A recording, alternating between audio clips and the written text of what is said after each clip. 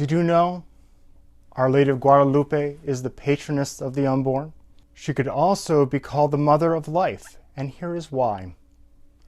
She appeared to the Indian Juan Diego as an expectant mother. She put an end to the largest ritual of human sacrifice that had ever existed. If you want to learn more, stick around.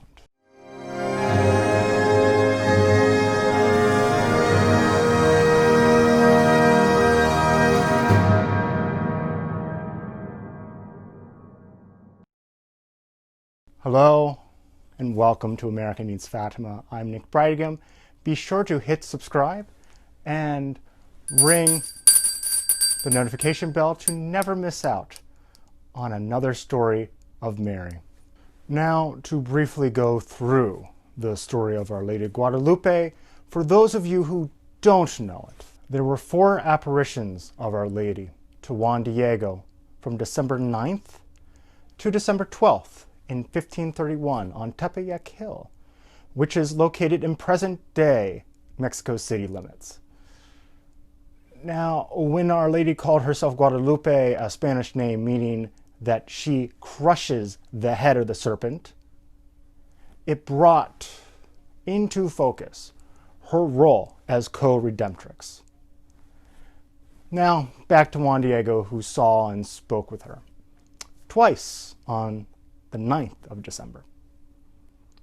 The Virgin Mary asked for a church to be built on the spot in honor of her.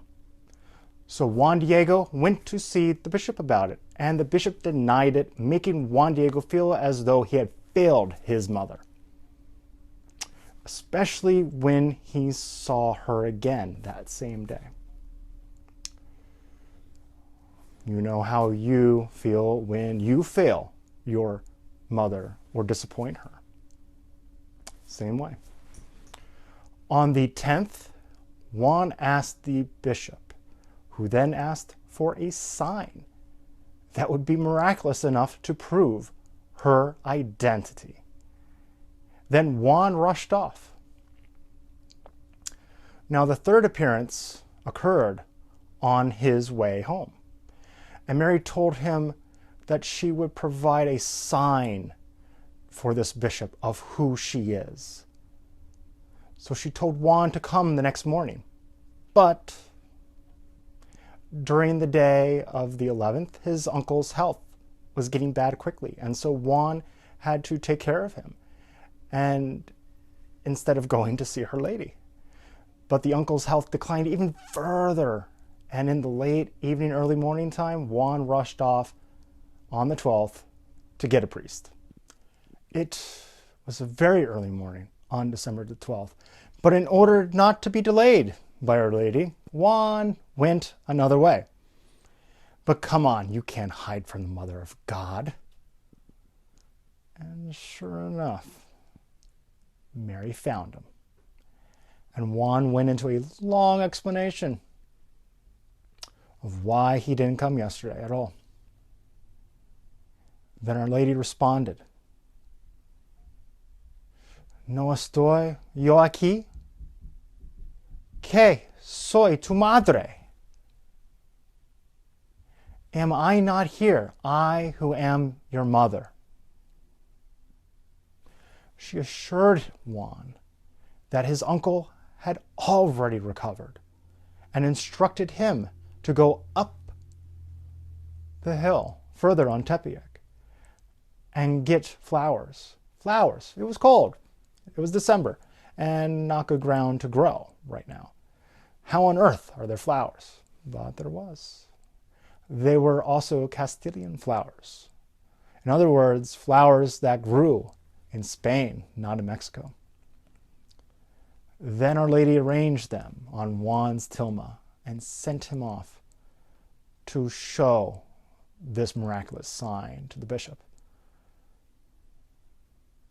Then on the 12th, the bishop finally saw Juan, and as he opened his cloak, the roses fell to the floor, only to reveal something more miraculous.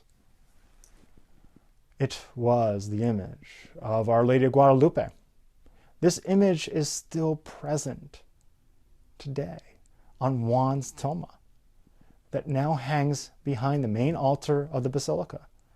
The tilma was made of cactus fiber, which should have disintegrated after 20 years. However, it has survived intact for 500 years and counting. What is amazing about the image is that she appears to be pregnant with our Lord, and with her head bowing slightly to her salvation, shows us the sanctity of life found in the Incarnation. On the image, a mestiza person would be very comfortable, as she appears just like them, with flowers on her tunic and stars on her veil. Everything has meaning.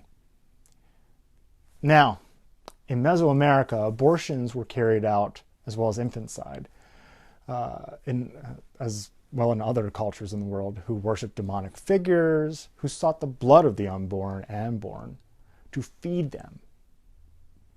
This is folly. But the Queen in heaven is more powerful than these demons, as her foot is firmly on the head of the serpent, the devil. We call her the Patroness of the Americas, but she has another critical title, the Patroness of the Unborn. But more on that in part 2 of this series. Now I want to tell you about a campaign of roses America Needs Fatima is running right now that you can take part in.